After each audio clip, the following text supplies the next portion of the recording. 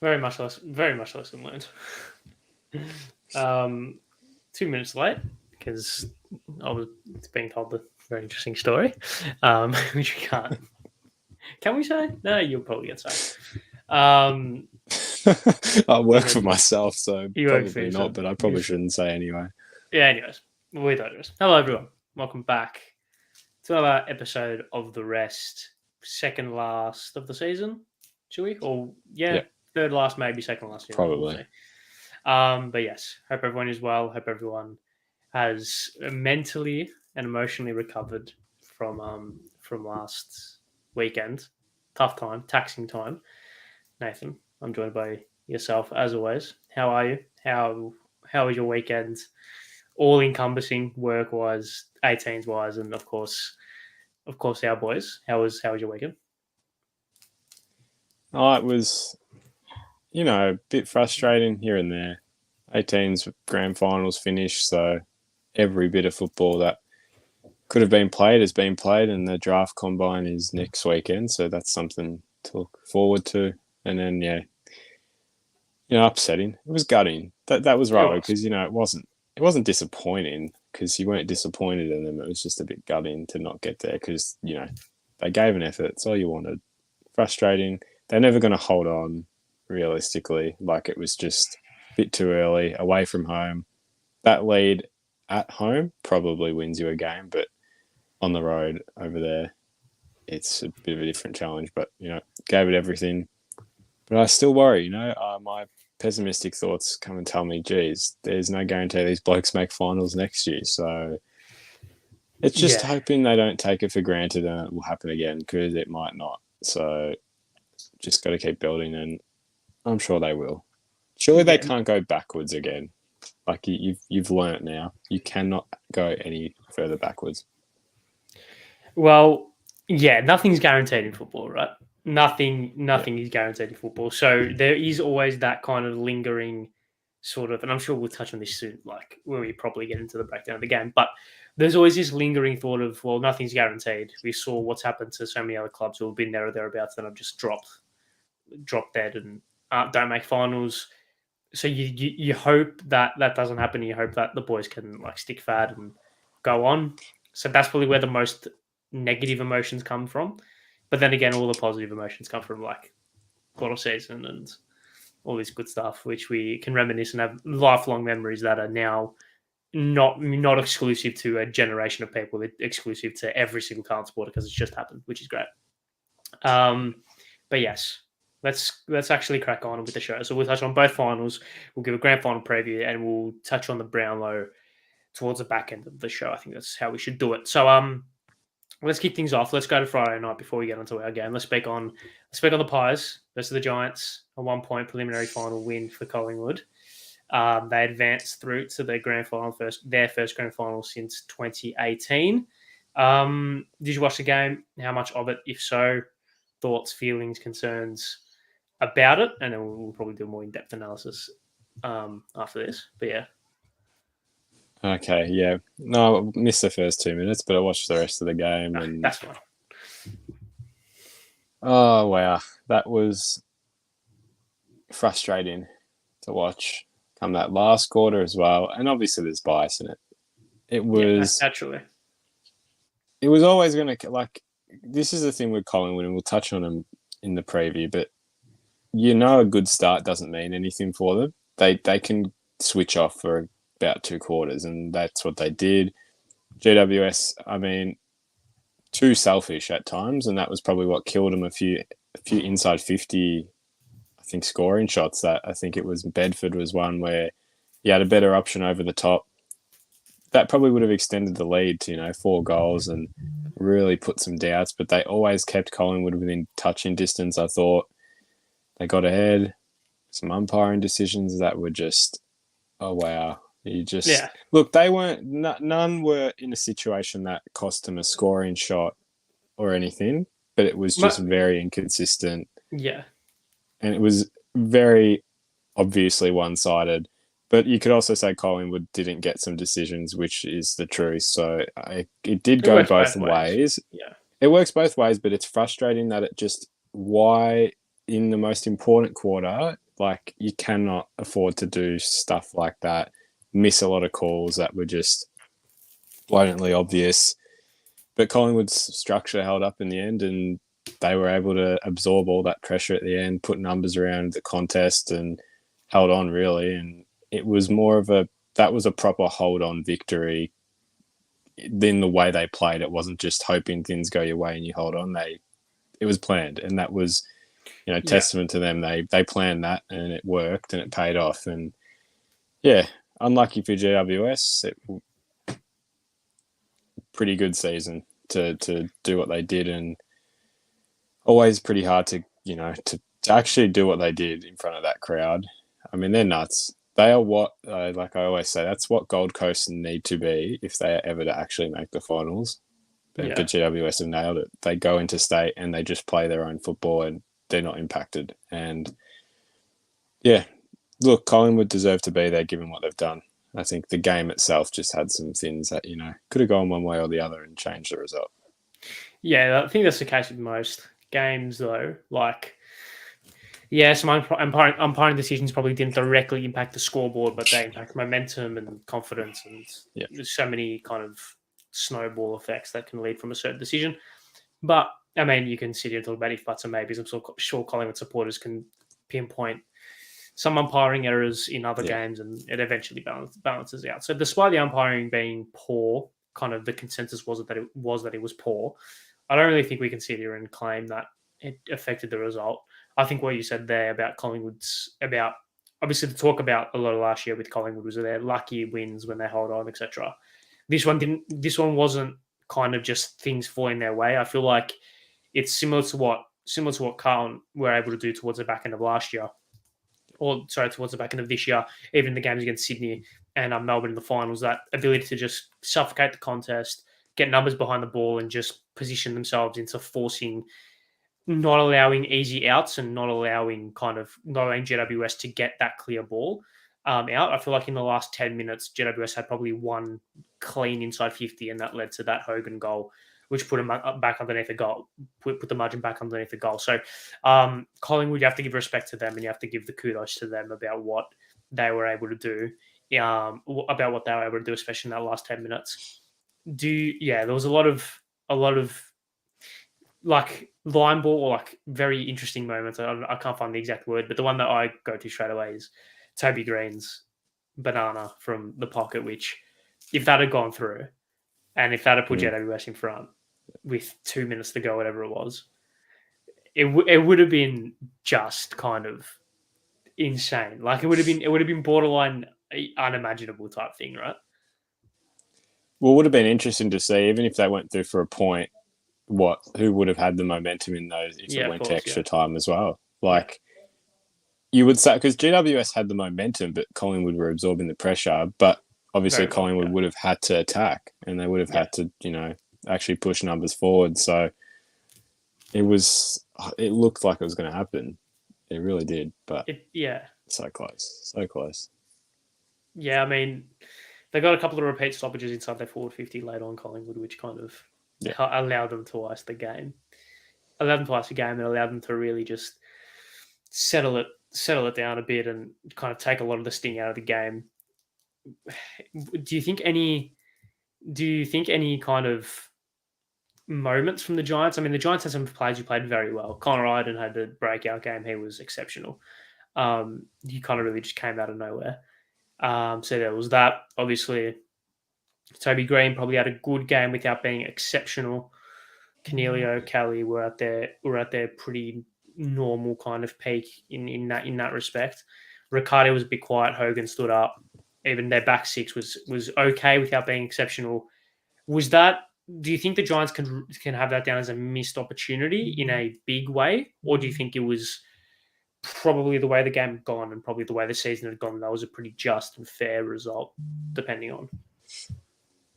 Oh, look, I think it was a missed opportunity given they had the ascendancy at the right time. They had it in that second quarter towards the end. But like I said, they needed like one more goal to just sort of blow it out quite a bit. And I feel like that would have given them enough breathing space. They didn't capitalize enough. And I do think it was a missed opportunity. They could have won that game. Where I think, like we said, pre-show with Carlton, they did it very early, and that's 3 quarters for the Lions to come back. Whereas, Yeah, you know, I'm sure Collingwood would have come back, but the breathing space plays quite a big part as time goes on. And with a game that only had 58 points as your winning score, 4 goals might have actually won you the game in the end.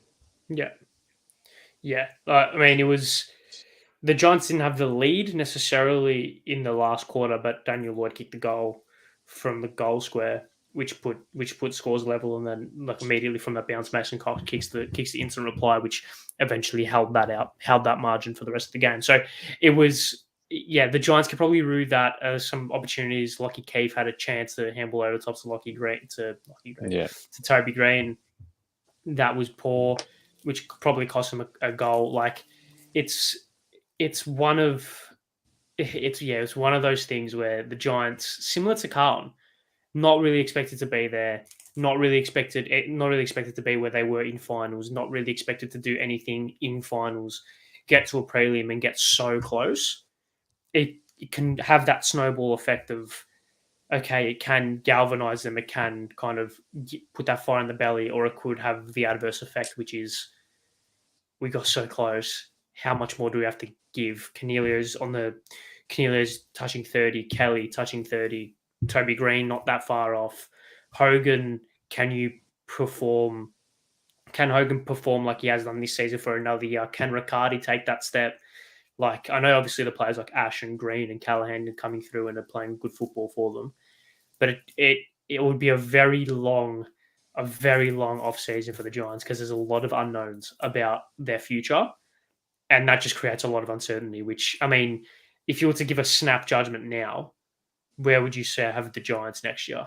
Probably not direct like exact ladder position, but like ballpark figure. I think it will be quite similar to this year, but in a different way where they sort of started slowly. I just think it'll be very up and down because hit a peak. I mean, an off season can change everything for each 4 clubs that just made the prelim. You lose all your momentum. They have to finish top 8 again. You'd think the way they play suggests that they can do it again. Yeah, I think top 4 is a push with them. I just think that's a bit too much. yeah, But I think fifth, that sort of just pushing in the top 4. But we saw like this year, there's always a gap between fourth and fifth. So I feel like they'll just be outside that, top 4 region. But they have to be super competitive. I guess they've got pressure to back it up now, like Carlton did this year. They have that pressure now that we've seen what you can do. Can you do it again? yeah. That's exactly what the pressure kind of adds, or that's like the basis of the pressure, where it's like you've done it. We've seen that you've done it once. You need to do it again. Otherwise, what was the point? Type thing. Because just no one remembers. I mean, as the old adage goes, if you're not first, you're last. So the Giants can have this season all they want. It's a great year, similar to Carlton. Great year, whatever. If you don't do it next year, and if you don't push on next year, what was the point? It's going to be interesting because now they were the hunters. They will now become the hunted because of the way that they've been able to perform. We've seen teams who have taken that leap from being quite low on the ladder. I mean, if you look at last year, probably the 2 teams that took that substantial leap were Freo and the Pies. And we've seen this year the Pies were able to kick on and the Freo dropped, right? So it will be very interesting to see what will come from that. Any kind of final thoughts on the Giants, especially like in that game in their season, because they've set themselves up really nicely. Final thoughts. I think they need Cadman to come good pretty quickly. Yeah. Because that forward line needs not changing. It's just there's no real key forward. Like it's just sort of they all do their job pretty well. Riccardi there, Lloyd drops in, occasionally, but it's just no key forward that's there that's reliable. Riccardi couldn't hold a mark half the time. Like that's my final thoughts. But I think everywhere else is pretty set right now, and I'm sure they'll draft well. They tend to always draft well. So Yeah. They'll Yeah, boost where they need to. yeah, yeah. I think I agree with the Cadman call. I think if they can really get the most out of Cadman, and Cadman can become that, I wouldn't probably say 40, 50 goal a year forward because that's a bit harsh in his second year. But if he can at least show signs of that next year and then probably the year after, is probably where he can really develop and establish himself a little bit like how Jai Miss, sorry, a little bit about how Jai Miss has kind of established himself this year in a far worse side, of course. So, yeah, there's that. Obviously, Collingwood. What do you make it? What was their game? What was their game like in your eyes? They have had two finals where they probably haven't. They've had two finals that have finished by 7 points and 1 point, and arguably that's the just result for both of those games. Do performances like that go on and win you a grand final? Who knows? I'm sure we'll touch on that when we preview the actual game. But yeah, thoughts on Collingwood's performance, and obviously no McStay will be big for them, which we'll touch on that as well. But yeah, a couple of good things and a couple of bad things come out of that game for the Pies, heading into what's their first grand final in 5 years. Yeah, well, like I said, that the negatives for them is they'll play a quarter, blitz, pressure, everything you need, and then they'll completely drop off and they'll lose everything. And that's what wins Brisbane the grand final, I guess, when we preview that. But also, we've seen they can adapt and they can absorb pressure. They're able to win it out of the stoppage, and especially their centre stoppage work can dominate pretty heavily, and it's finding those forwards to capitalise on that. Look, they know how to do it. They know how to win. This is a team who knows how to win under any circumstance. So whilst momentum can swing, they somehow always find a way to put themselves back in it. So they're just a team you can never count out. A lot of it sort of surprises me they only win by this much, considering how many ways they can win a game. Yet they kind of just scrape over the line a couple of times. So look, they know how to win football, and that's enough. That's all you need. Yeah, grand final day will pose some interesting challenges, so I'm sure we'll touch on that a little bit later. But let's move on to Saturday night, Saturday afternoon even. And yeah, disappointing from a Carl perspective. Obviously, Brisbane overcome a 5-goal deficit halfway through the first, or towards the end of the first quarter, to overrun the Blues and win by, 16 points in the end, 17 points. Yeah, disappointing from a Carl perspective. It was a game that not a lot of people expected it. Like if you had said there'd be a 5-goal lead towards the end of the first quarter, I don't think anyone would say that it was a Carlton 5-goal lead. I think a lot of people thought if any team's going to start like a house on fire, it'd be Brisbane. Week off, Carlton were battered and bruised, playing two really, really close and intense and physical games. Carlton came out, to their credit, performed really well in the first quarter and just weren't able to sustain it. We were speaking about a pre-show that you were proud of their efforts in the first, and you were really happy with their efforts in the first, but you just thought it'd be a gutsy performance and a gutsy win in order to sustain it.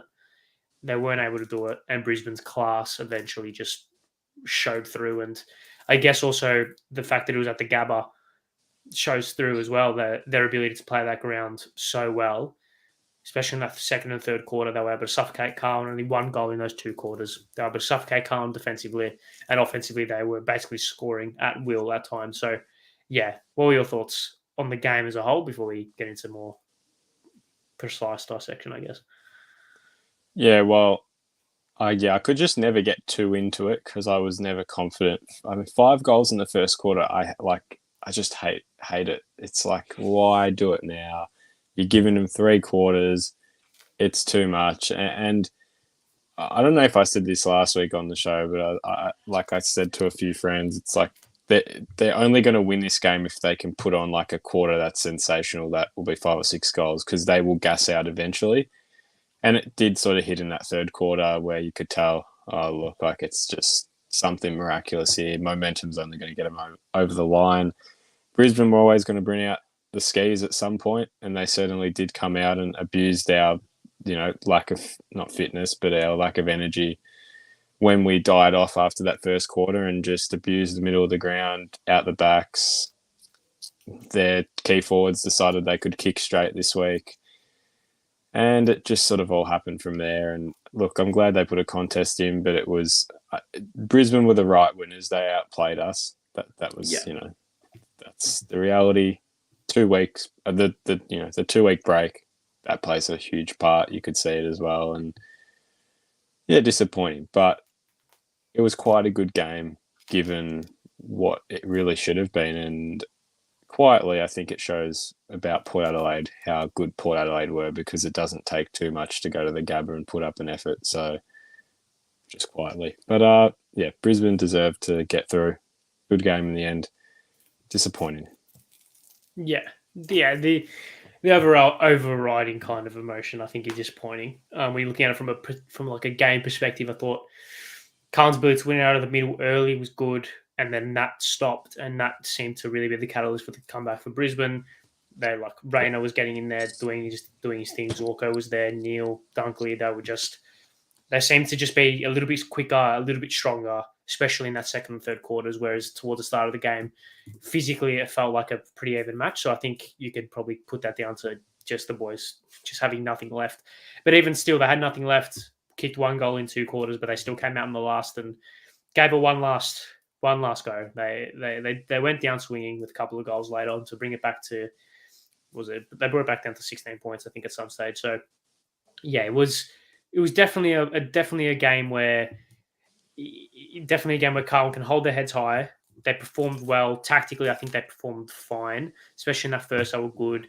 They probably did well to mitigate a lot of the damage. I think defensively, the structure was good for the most part. I just feel like all those dumb kicks inside 50 from Brisbane just fell.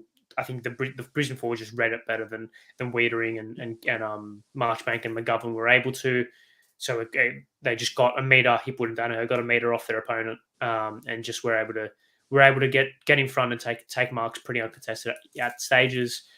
It helps that they decide to kick well this week. But then again, you look at someone like a Charlie Cameron who missed a couple of Yeah, gimmies, yeah. especially from places that you'd expect him to. So I guess it is swings and roundabouts. A couple of missed opportunities for Carlton. I think in that first quarter, if Carlton kick maybe one more goal, it's probably game over. Like if it's 6 goals to zip instead of 5 goals won, we're probably talking about a Carlton Collingwood grand final, in all honesty. So I think that is a testament to how well Carlton started to put themselves in that position.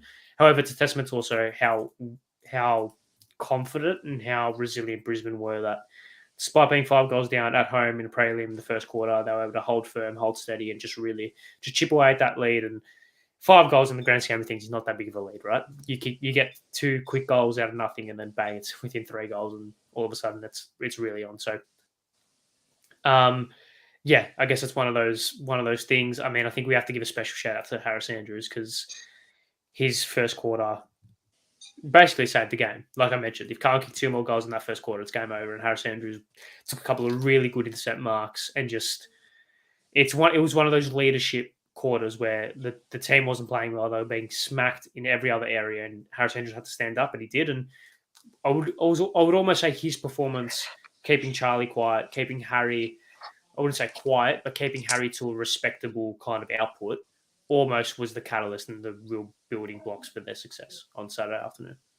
Well, another one I want to highlight that I thought completely ruined us and stopped any chance of any momentum swings. Can I guess? Yeah, I mean, yeah, you're going to get it. Yeah. Kitty Coleman? Yeah. That, yeah, I was blown away by that performance. And as I, could have just got angry, but you were just like, wow. Well, yeah. He's winning them a game. That wins you games, that type of effort. He was reading everything. Like, he was just, everything off half back was his ball. And it was frustrating, but you can't have to sit there and say, well, when a player's on, they're on, and he was just on. And that one, that effort wins you a game. Not everything else, just those efforts itself. And as frustrating as it was, but those two in particular kept him going. Yeah, I think the tactical decision from Michael Voss to push an extra up to the contest off half forward. I mean, from a lot of centre bouncers, Chero, Walsh, or even Cripps at times, starting off half forward and pushing up, allowing their one spare to have that free reign off half back. It's robbing Peter to pay Paul. We can sit there and say, should they have done it?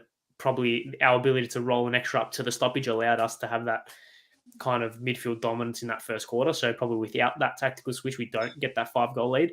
But yeah, Coleman's game was exceptional. Like you said, you can get frustrated, you can get angry all you want, but when a player like that is performing how he did, you just got to sit back and think, yeah, I mean, it's his day. When a player's on, and you just kind of have to sit back and accept it. But apart from that, there was no real standout performers from either team. Maybe Josh Dunkley was very good. The two key forwards for Brisbane were quite good. But the standout and the coaches' votes would have come out. I just haven't been able to find them, or I don't know them. But Sam Walsh, his game again probably has won the best finals MVP. If not, he'll come very close. Yeah. His 3 finals that he played, but especially on the weekend, just exceptional, just so good. It was just, for a player that's only played 3 finals and all being this year, it was just nuts to see what he did. I mean, I was negative of him early on in this game. I just thought his kicking inside 50 was too repetitive. But else, apart from that, I was like, okay, I'm just being a bit picky because there's not really much to kick to on that ground. Inside 50, and obviously you were there and you said that it's pretty much a circle, so there really isn't, to make space inside 50 is different. So that was, what am I trying to say? That was harsh on me. But no, he's nuts. He's just nuts. Like, especially given that he came off, what was the injury? Was it a shoulder or ankle injury, like late in the season? Hamstring, wasn't it? And then came back. Hamstring. Yeah, an injury of some sort where he missed some football, came back, and then just did that. Like, you'd think he'd build in, but he just straight away. So with no pre-season. That is big. But I don't think he'll win MVP though, because I'll give it to a player who wins the Granny, I'm assuming. So. Yeah, Dunkley's had a good final series. Dunkley played well in their first final and played well again on the weekend. But yeah, Walsh. I think if Carlton had got over the line, we'd be speaking about Sam Walsh's game in a similar vein to how we spoke about Kitty Coleman's, because those type of efforts, like if Carlton had gotten over the line, those type of efforts from Walsh, some of the things that he was doing, his ability to put his head over the ball, but also escape from a stoppage and get the ball inside 50, get territory, was really, really good. And I think that goes to show he was probably one of the few players that didn't look like they tired, didn't look like he wasn't gassed, visibly gassed, which probably goes to show just how fit and just how professional he is. And he's played 3 finals out of the top draw. So, yeah, it's a shame that it won't be recognised in the way that it probably could have. But, yeah, he was exceptional. And I think that a lot to like. I mean, we spoke about the Giants and their outlook. I think it's only right that we speak about the Blues and our outlook. I feel like we're in a more secure position than potentially the Giants are, because I think this is far more expected of Carlton to be in a preliminary final pre-season than the Giants.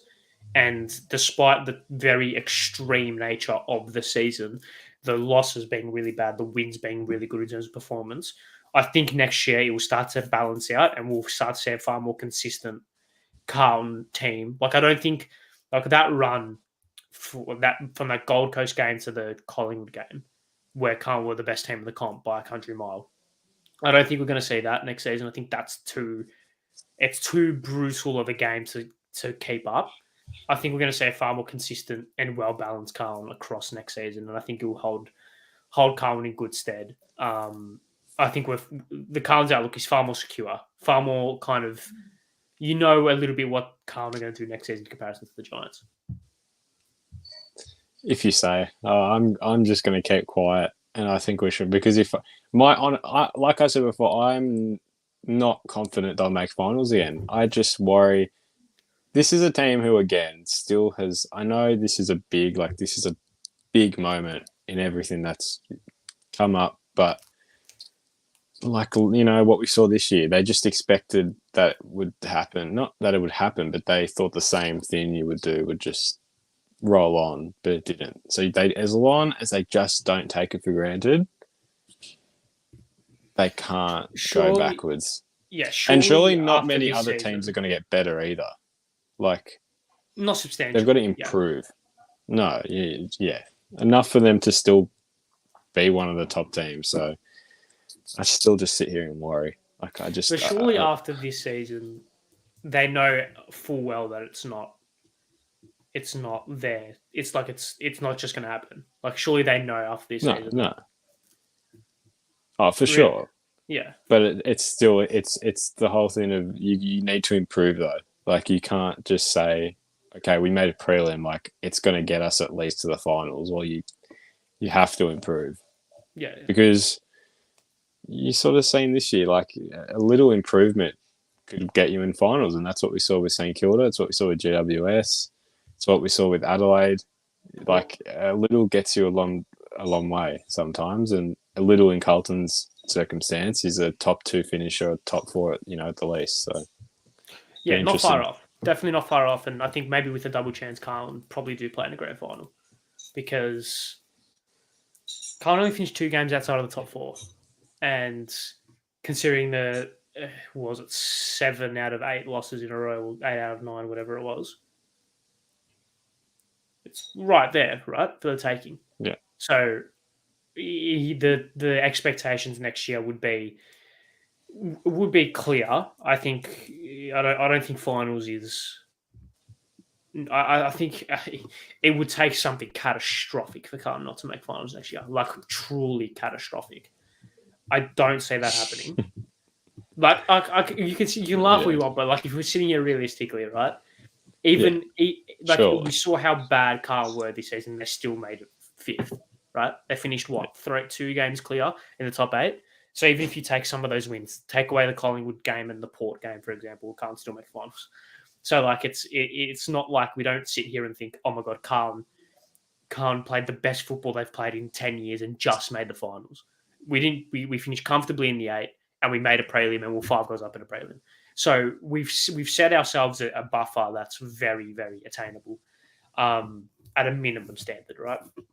So I guess we'll just have to wait and see. It'll be interesting to see what they do in the trade period. There's been links of Elijah Hollands, which probably doesn't completely transform the list. Probably just adds that little bit of maybe X factor that Carl maybe lacked forward to centre. That link player from centre forward. Probably something that Carl lacked. So there's obviously improvement there. It'd be interesting what happens with the likes of Zach Fisher and Paddy Dow, etc., etc. But probably a story for another day. So yeah, good performance. Disappointing but proud. I think that's the overriding emotion, right? yeah. I'd have to agree. Yep. Okay. Let's move on. Let's speak on the grand final. Here we go. This is what we've all kind of waited for. Did you have a Brisbane Collingwood? I can't remember. I had a Brisbane Melbourne. I think. Oh, did we both have Brisbane Melbourne? I think. I don't know. I don't think I could have had Brisbane Melbourne only because I tipped Collingwood to win in the first week. Well, yeah, there you go. So I don't know. I actually don't remember who I predicted to get 30 in all honesty, but Yeah, we're here anyway. we're here regardless. Who cares about predictions? We're here. Yeah, thoughts. I'm very. Maybe it's because Carlton played on the weekend, so I haven't really been able to like fully embrace it, and fully Yeah. like involve myself in selection issues or whatever. Thoughts, feelings, emotions. I don't know. I'm really iffy about this. Maybe there's obviously an inherent bias because we both of us don't want Collingwood to win. I think we can be open and say that. But in the same vein, Collingwood have been the best side all year. They are on their home deck. So a lot of things lend yourself to thinking Collingwood should win, right? Yeah, I'm struggling to see how Brisbane get up. But well, there's a way to do it, but I just don't know if they can execute it well on a ground that they don't play well at. They don't get to train those conditions as well. I know Brisbane Homes Arena, whatever it's called, where they train, is a little bit bigger and probably similar-ish to what the MCG is from what I've watched on a stream. So I can't give, but it looks a bit bigger. I don't know. Like I said, Collingwood just win. They know how to win, and Brisbane can throw a lot of it at them, but I just think eventually I just don't think Brisbane can sustain a 4 quarter performance. But neither can Collingwood. But I just think Collingwood's patches are stronger, and they can win you games like we saw last week. Yeah, I think at their best, I think it's interesting. At their best, I think Collingwood's best is better, Yeah, but I also think Brisbane's worst is better. If that makes sense. yeah. Well, Yeah. So you can we saw that last week. Their worst was bad, but they still went out of it. And I guess first quarter, but they still gave themselves a chance. I think that was more calm being really good though, Yeah, yeah, rather than Brisbane being bad. I think. I mean, we're kind of repeating ourselves, but I think that was calm performing out of their skin, whereas Brisbane probably performed to a level where, yeah, it was a little bit disappointing, but it was still at an okay level, whereas Carlton would just played the best quarter they've played in 10 years, literally. yeah. So, like, it's one of those things. I think it will be very dependent on what side, like, it will be dependent on what side shows up. If the Collingwood team from the first quarter last week shows up, if we've played like if you just take the first quarter from either game, Collingwood will win by 10 goals. If you take the second quarter from either game, Brisbane will win by 10 goals. So whether or not either team can sustain their best I think the game will be won on whichever team can sustain their best football for longer. That's what I think will happen. Which you would lean towards Brisbane in that case because they can usually play 3 out of 4 quarters, and as Yeah. in 1 quarter usually lays off. But Collingwood play a half. That's Well, what they did last week. continue, carry on. Swamp. I just remembered a Swamp stat that he tweeted, which I found very interesting. So if it's okay, I've got it up. But So I mean, Collingwood. Sorry, quickly. Collingwood, this will back up the point very well. Collingwood in 2023 finals, odd numbered quarters, they're 4-0, and they win those games. They've won those quarters 96-43. In even numbered quarters, they're 0-4, and they've lost it 22-67. So I think that shows straight away. it's big. Yes, Yeah. it's a bit convenient that it's the odd and even numbers, but I think what that says is Collingwood are far more inconsistent in games in Brisbane. But they can't. I was just going to say before, like they didn't score for 60 minutes on Friday night. Like it was a It big was a while. tally or something around that. But they struggle to score. They can really get shut out, and that's something we can talk about with the forward issues. Brisbane, and like I said, there's a way for Brisbane to win, and that's to pile 5 goals on them in these patches, and it probably will happen. I reckon there's a good chance Brisbane kick 4 or 5 in a row, but you'd still, you'd say that and think, well, that's grand final over. It probably won't be, but it's pretty much when Brisbane have that run of momentum, they really have to use it because Yeah. Collingwood will they can't take it sometimes. That in terms of it'll keep coming at them.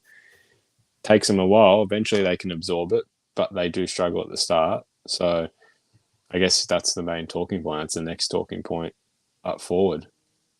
Well, yeah. Because Collingwood haven't kicked more than 60 points this final series, and Carlton's score of 74 is the highest at the MCG this final series at the G. So 80 points wins you a game if we're sort of looking at the history this finals. Yeah. Well, to your point, Collingwood had a gap from the 6th minute mark of the first quarter to the 10th minute mark of the third. So 2 quarters, give or take. Yeah. 2 full quarters, over an hour, on an hour of football, without kicking a goal. Against, granted, a Giants team that is very solid defensively, arguably their best asset is their defensive prowess, and they're a bit better defensive team than Brisbane, I would go as far as saying. But still, it's not a good kind of look. And as Bluebagger here says, with no McStay, it creates a bigger problem. Obviously, Billy Frampton has been announced to play. He will play forward, so their forward line will be Myercheck, Frampton, and Cox/Cameron, whoever is the resting ruck at the time, with the likes of Hill Bo McQuarrie, Jamie Elliott at their feet. Whereas you look at, so if you're looking at it from a purely line perspective, I mean, we're looking at it from a line perspective, it's Brisbane win that forward line, forward line battle quite comfortably, you think. In the Yeah, midfield, they should. you probably back Brisbane in that midfield. They probably have a more well-rounded midfield, I'd say, than Collingwood, maybe. I think that's pretty even, but I think Collingwood's centre stoppage work is pretty well, refined as well. So Yeah, I think like for like you'd go Brisbane, but I kind of think it's pretty even still. I still think Collingwood match up pretty well against anyone. Don't really yeah. ever get dominated in the middle. No, no. And then defensive wise, you probably back Collingwood in that regard, despite how solid Brisbane were against Carlton, shadowing a lot of Carlton's forwards. Kerner didn't really do anything. Mackay had a par kind of game for his standards. The Conning wasn't there. The Conning didn't really impact. Jack Martin didn't really impact, and Lord Jesse Mollop. So, Brisbane's defensive kind of structure will go a long way in winning them this game. If you were to pinpoint a area, a group of players, or something to win either team the game, what do you think it would be? Well, I said this last week. Well, I didn't say it on the show, but I reckon Josh Dacos wins you a game of football more than Nick. Nick Yep, I'd struggled agree. last week, I thought. He wasn't bad, but he just wasn't, you could tell First it game was back that in 6 first weeks. game back. Yeah. And I don't think it's just going to change this week. I think Nick will still struggle a little bit because, pretty high intensity last week and you got to back it up after 6 weeks off, etc. I think Josh Dacos.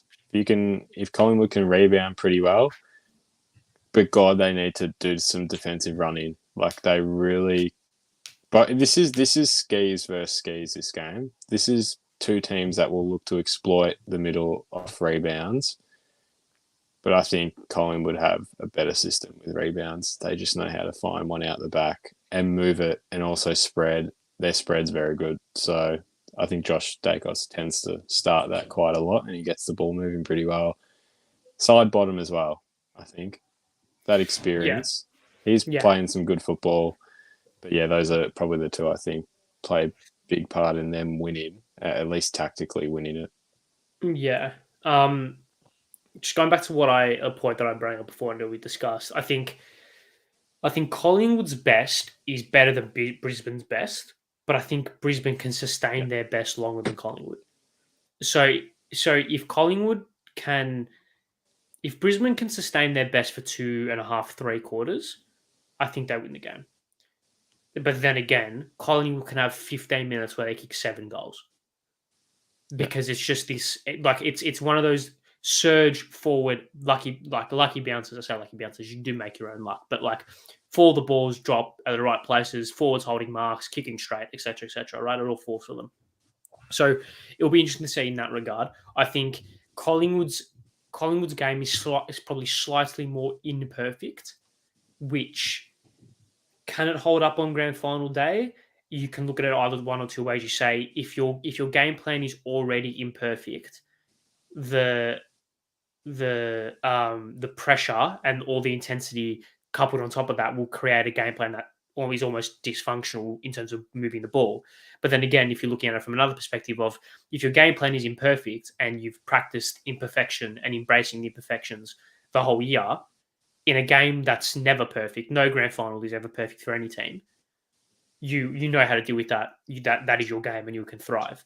Whereas Brisbane, you saw in the game against us, some of their kicks through the middle of the ground were just, like breathtaking. Like we mentioned with Kitty Coleman, he was probably one of the best players at that. Just off half back, off a step, bang, middle of the ground, one handball, and all of a sudden you're 25 out from goal. So I know the Gabbers that I mentioned plays a part in that, but I think it will be. I think the game will be won and lost. It's been heavily talked about in the media, but I think the game will be won and lost in the defensive structure of either team. Whoever can mitigate as much damage as possible will win the game, because I think Collingwood just score, like they're so clinical when they go inside 50. and Brisbane's firepower up front is stupid. Danaher, Hipwood, Cameron, McCarthy, Rayner, etc., etc., etc. Even their midfielders can score. Dunkley can score. These players can score. McCluggage can score. So yeah, I would say their defense. Whoever's defense is the best wins. And I'm not saying whoever concedes the less points wins because no shit. But I think whoever's defensive structure holds up better and for longer wins. However, like I said, Collingwood can have a 17-minute patch where they kick 10 goals and it's game over. So, Yeah. yeah, it's interesting. It's interesting. Well, I got a side question for you, though. Weather, meant to be, I think last time I checked, 27 or something like that. Perfect day for the beers, just quietly. Great day, but hot football. Very, very. People say Brisbane, right? But this isn't humid. We don't get like humid hot here. That doesn't happen until, yeah. It's a different type of heat. Yeah. So does this actually like benefit Brisbane? I would say benefits Collingwood. You train in summer in the Victorian heat. Brisbane train, I guess fitness-wise it should suit Brisbane, but I don't think the conditions, like on a grand final, are you seriously saying, boys, it's a bit too hot out here. I don't know if I can do it for much longer. I cooked. I forgot to put sunscreen on. I've cooked. Well, you know what the thing is? We would have said that about West Coast. Well, not that we were doing this show in 2015, but when West Coast came over here, it was like 31. You would have said West Coast because that's just Perth weather. And Hawthorn, then again, Will Schofield has come out and said Melbourne heat is a different heat. Like Will Schofield has come out and said the temperature, the conditions that they played that 2015 grand final in was like peak summer in Perth, like 38, 39, 30, 40 degrees, right? So Melbourne heat is a different heat. And I mean, teams have won grand finals on heat. Xavier Ellis tells a great story about the 2008 grand final. Geelong went in fridges at halftime, and that gave Hawthorn the mental edge because they knew that Geelong were cooked, right? So, yes, it's very kind of... What are you talking about? It's cold. It's hot. How can weather affect you? But it can. Yeah. Any other final thoughts, feelings, emotions before we get on to tips? Because I feel like it's our obligation. It just better not be like last year. This just, you know what? Yeah, overall, yeah. That's it. Yeah. That's final thought. We both want Brisbane to win, obviously. Yeah. Right? But just be entertaining. I want a good football game, please. That's the main thing. I mean, the last good grand final we've had was 2018. So, I mean, 2021 was good until the last quarter. So, I mean, who knows? So, yeah, let's go tip. Let's go tip margin, Norm Smith first goal. Tip margin, okay. We'll go back fourth. Tip. Collingwood by 14, and I think it's a big third quarter that does it for them. I don't think it ever gets up. 6 goals? Or? Yeah, I think they get out to like 30 points at some point, but Brisbane, it'll never be out of their reach. Yeah, that's my tip. Your tip? I'll go Brisbane. See, I want to do... I think it'll be close. But I don't see a world in which Collingwood can't lose a close game not only because of how well they've dealt with close games this season, but also last year, the final series, and 2018 and 2019, the prelim. Like, it can't happen again, right? Like it surely not. But my mind thinks Brisbane, but maybe it's Collingwood. Maybe it is Collingwood. I'll give one. I'll go different. Just because I'll differ for you in comparison to you, just for argument's sake. I'll go Brisbane by 9. Norm Smith, Nick Dacos, pity order. Nah, didn't win the Brown last, so we have to give him something. So you got Dacos. Yeah, I do think he'll win it. He'll have a good game, and it's like, which Collingwood player? He'll Yeah, get yeah, it. yeah, It'll be him or Josh. That's my prediction. Unless a forward has a day out or yeah, Degoe. I should only really say one. I still think it'll be Nick Dacos. yeah. Okay, so you just got to list the whole. I think Quainor, I think Nathan Murphy. Obviously, I'll go Brisbane. I don't think a losing player. I think that we'd have to see an exceptional performance for a losing, a player from a losing team winning it. I will Yeah. go with. My mind wants Cam Rayner to win it because I love Cam Rayner so much. Yeah. But I don't think he'll. I don't think he'll win it. He'd have to have a day out. He'd have to get like 4 or 5 and have 17, 18 touches. Is it just going to be Neil? Like, is it just going to be? I won't go Neil. I'll go Dunkley. Dunkley's had a good final series. Yeah. Premium midfielder. I'll go Dunkley. But also Charlie Cameron as well. Could just go Punter. So yeah, first goal. He's my Charlie Cameron. Cameron first goal. You know what? You know what? Similar to Eddie Betts, 2017. Out the back. Out the back. Yeah. Type of run-in goal. I feel like it. My mind is gone straight to a defender. I feel like he'll be. Darcy Wilmot's not playing, is he? Or is he? Will he play? Did he play on the weekend? I don't think so. I don't remember saying his name. I'll quickly check. I like Coleman. Coleman, he'll Darcy push Wilmot up off the half. He did. So I don't know, someone like a Darcy Wilmot or an Isaac Quain or someone like that, like from 50, just bang. I don't know why. Maynard would be good theatre. It'd be good theatre. Maybe I'll go Maynard. Fuck it, why not? Braden Maynard first goal. How much is that paying on Sportsbet? Jesus. Yeah, Maynard. Heart says Maynard. Head probably. We'll go Jamie Elliott. There we go. Brownlow. We got 5 minutes left. Brief on the Brownlow. Lockie Neal the winner. Brief thoughts about the whole night. First, I just want to say I love how long the Brownlow is. I think it's great. I think it's awesome. Yeah. Okay. Well, yeah, we spoke about this already. So I knew your thoughts before this, and I was the same, right? Until Cripps won it, and I was like, all right, well, that's like great because we sort of had that 10-year break between him and Judd, but now there's not like that. You're not I wasn't invested as much this year. Like I love it, and I can watch it. I watched the first couple rounds, then we're just doing other things. Had the TV on up here and just zoned out a bit. Came back. I was like, wow, anyone could win it. It was a great watch at the end. Really, if it wasn't for an ad every 2 minutes, I would probably have loved it even more. Yeah, settle down on the ads. That'd be great. But right winner? No. No.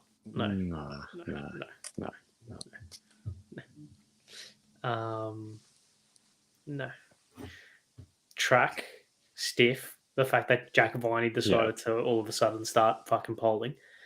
Bont, stiff. He's finished second like 4 times. Errol, I feel so bad for Errol. He was so excited because he thought he was going to do it. You could see it in his face. He was like, "Fuck! I had 42 touches, kicked 2 goals. I know we lost, but I felt because he was just so excited. You could tell he was so excited. And then Lockie Neal, is what it is, kind of thing. Won it. Yeah, probably deserves to be 2-time across his career, but probably not this year. Yeah, look, if the Dogs didn't lose to the Eagles, Hawthorn, he's won it. He literally does win it without winning it because it's just team performances that deny him a Brownlow, pretty much. Yeah. It's happened a couple of times now. So, look, you know what? It wasn't someone out of pocket that you're like, no way, they've won it. You can talk about those votes that shouldn't have gone. Yeah, well, that's a talking point for another day, I think. I think the thing we can learn from it, and I said this pre-show, when you look at what this award is, it is the umpire's best and fairest, which is just very stupid. Yeah, at surface level, and you're like, why do we make the umpires think? Who do, with all due respect, the most hated people in the sport? Who do they think is the best player? And let's put a big event at Crown and do it all just for who the umpires thought was about. And it's just when you think about it, you're like, okay, maybe we shouldn't take it as serious but it's still fun to watch because I guess, like, people say it's the mystery of, like, they could literally do anything on the night when the games are played. So Yeah. Yeah. I think the AFL needs a player of the year voted. Like that's the one thing that shits me about football is that the Premier League don't have a player of the season event. Like I know it would be stupid because there's like 400 games in Yeah. the Premier League compared to 100 and whatever odd, or more than 200, whatever of the AFL. But yeah, the fact that like it's a good kind of all the pomp, all the circumstances, etc., etc. Like I think I like it. And it's a shame that it's the umpires that have to do it, but I still think it's good. Yeah. There you Sums go. up. If you want to give a prediction next year, why not? Since we are The Brownlow next year. No, I still think Bont does it. Like he will get one. he has That to would get one, be right? devastating if he doesn't. Yeah, because the young kids will be good, but Bont will be better, and he's the main star still. Whereas Gordon's pretty much the main star, but he's got a few teammates that compete pretty well with him. So yeah, I'd say Bont. I'll go Errol. I think. Although I do think Sam Walsh will have a great year if he stays fit, but I think Errol's so good. He's a freak. He's a genuine star. So I'd love to see him win one in that being his fourth year, which is exceptional. So yeah, there you go. That is all for today. It's all for tonight. Make sure you guys stick around for the AFLW show. Did the girls win on the weekend? It was can't remember. They lost by 7. Oh, heartbreaking. No, so lost. Sure. Yeah, Shannon and Kira and Terry maybe will do a more than serviceable dissection of the what. Oh, Terry, baby. I don't know. He might be on it. Yeah, make sure you stick around. They do a great job, so give them all the love and support. Nathan, thank you very much for joining me once again. And make sure you follow both of us on Twitter and all the socials, and like the video and subscribe to the Blue Boy YouTube channel. Thank you all for watching. Go Lions. See you guys next week.